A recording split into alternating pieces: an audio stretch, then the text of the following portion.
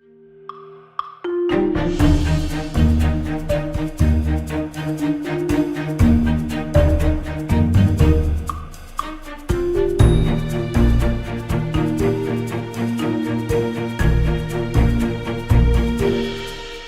everyone. This is Jack Wu, your host for Success Edge. Happy Friday.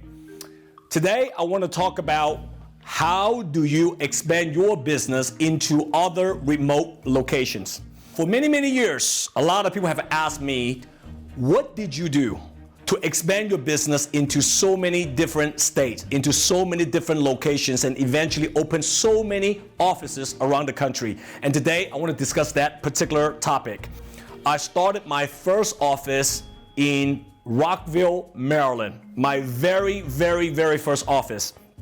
And I think at that particular time, our company, we had about 100 life insurance reps in our IMO. And today, after 8 years later, I can pretty much tell you that we as a company have expanded into pretty much all the major cities, major locations in America today. In all the major cities, pretty much we have offices now. We grew a sales force of about 100 licensed agents now to over 3,000 life insurance agents around the country. So many times people have asked me, how did you do it? How do you expand from one office, one location into multiple locations?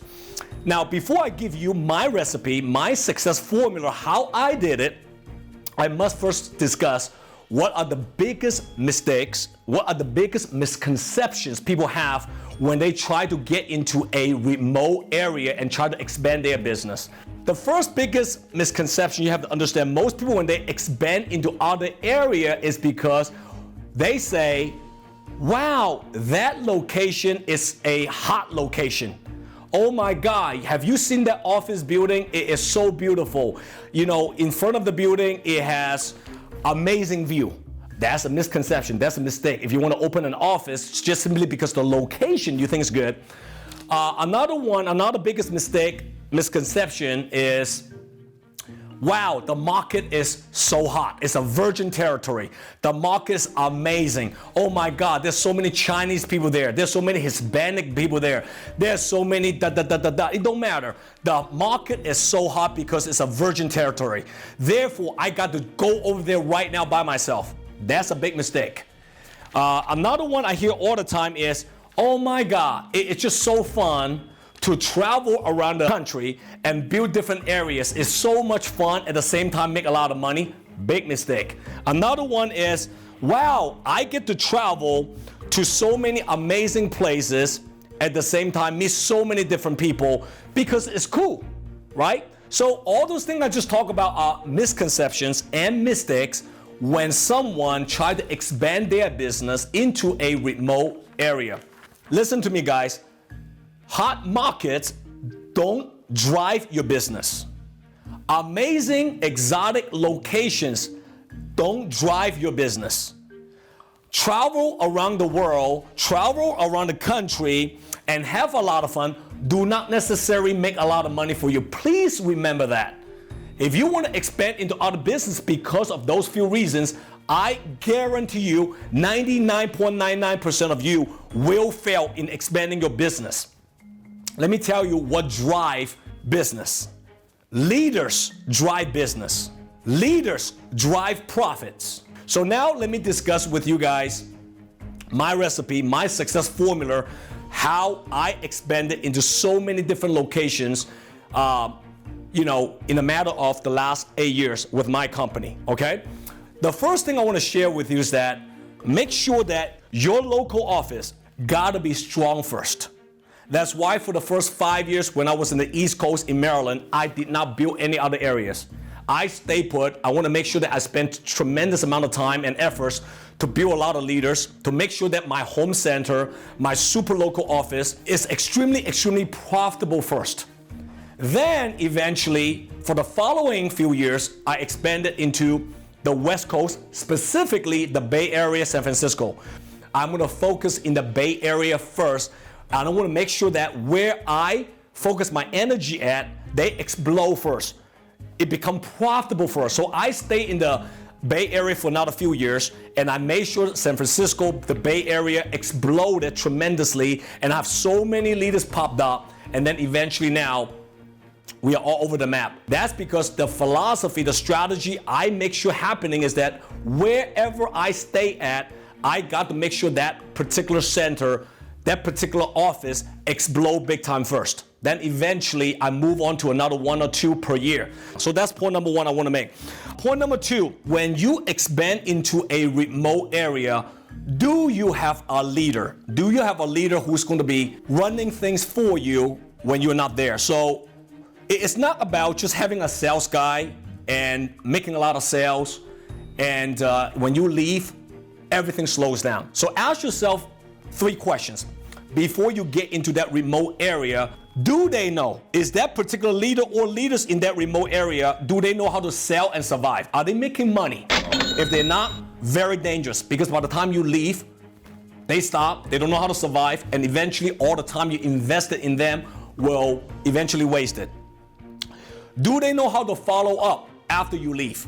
So after you go into the area, you did your presentations, you try to brand your business, brand your product. After you leave, do they know how to follow up and at least follow up to a point that eventually can close deal?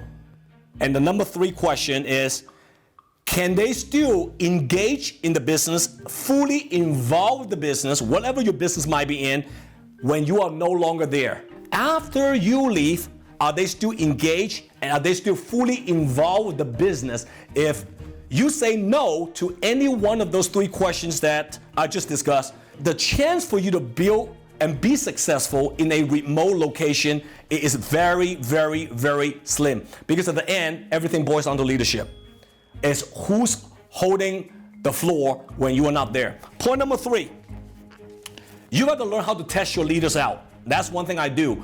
What I mean by that is that I have met a lot of leaders in different locations as I'm building my company, and one of the most common thing they always ask me is, when are you going to come visit me? When are you going to expand to, when are you going to spend more time with my office and helping me to scale my business?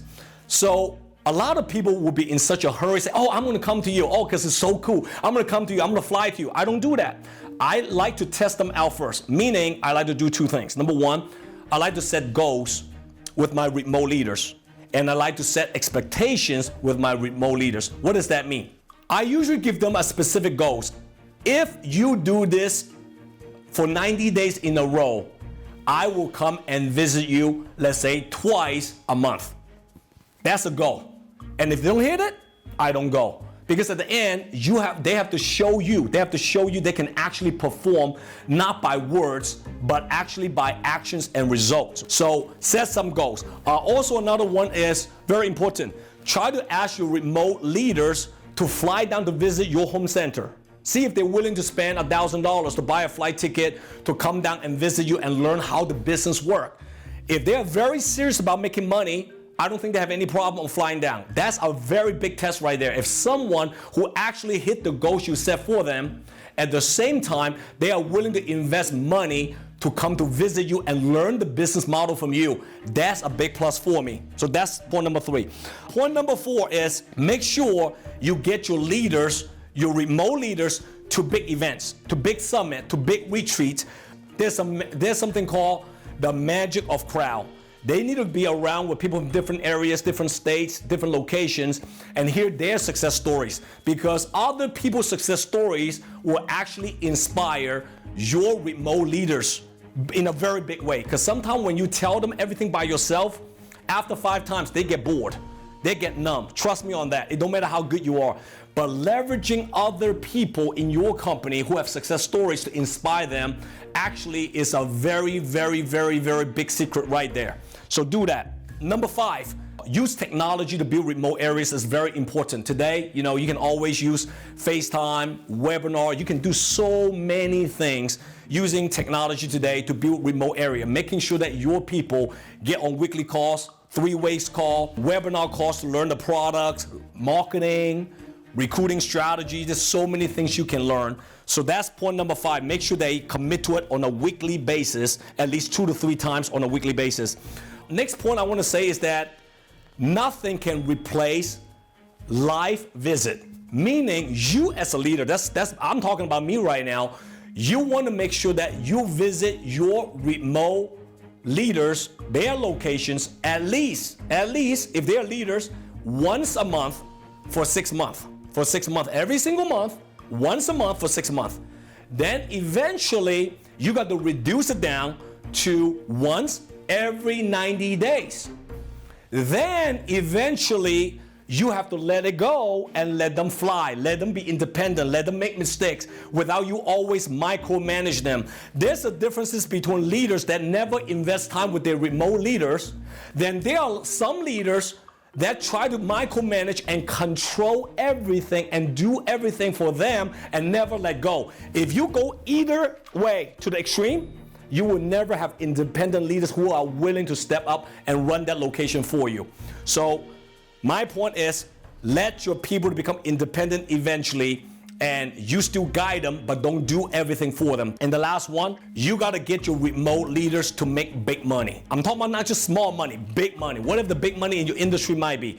You know, they gotta make 10, 15, 20 grand a month. If they do that, then they'll be able to step up and run independent offices for you, and eventually that location will scale because they are making big money. So you as a leader, you got to do everything in your power to making sure that within 6 months to 9 months, they actually make big money. And if they don't, trust me, that remote location will eventually collapse. What's going to end up? You're going to end up wasting a lot of your time, a lot of your money. Guys, you know, traveling is fun.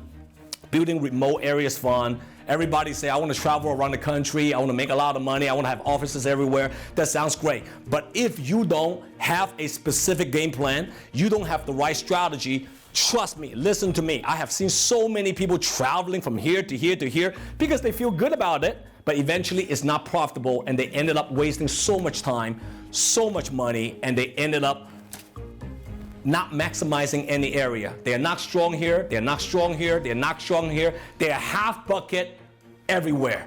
And eventually everything becomes very, very, very, very monotone, plateau.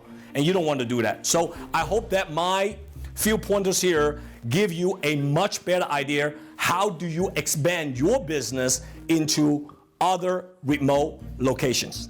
All right, guys? With that being said, I want to see every single one of you at my next episode of Success Edge. Take care.